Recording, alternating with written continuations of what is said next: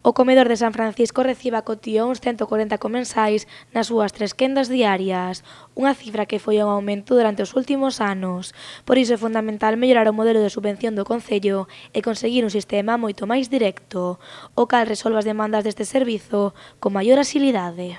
Agora imos facer como realmente se viña facendo tamén de feito, porque ao final o convenio non se levaba nunca a cabo, levaba varios años sen levarse a cabo, pero sí que se facían aportacións puntuais, que é o que imos facer agora. Por exemplo, cando exista unha demanda do comedor de San Francisco, pois nós imos a prestarle axuda. Deste xeito será o pai Gonzalo Dieguez o que informe das necesidades do comedor ao propio Concello.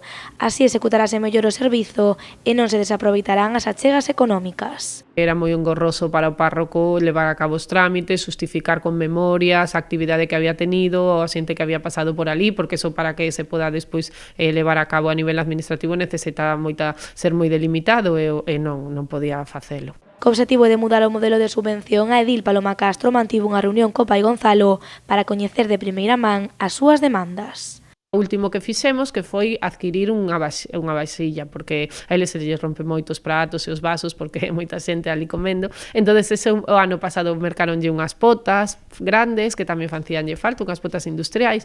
Entonces imos a seguir nesa liña. Eles o agradecen moitísimo porque é un pouco o que necesitan e estamos en plena sintonía para favorecer as súas demandas porque sabemos a labor social que está a facer o comedor en Pontevedra. O que non mudará será a cantidade da subvención.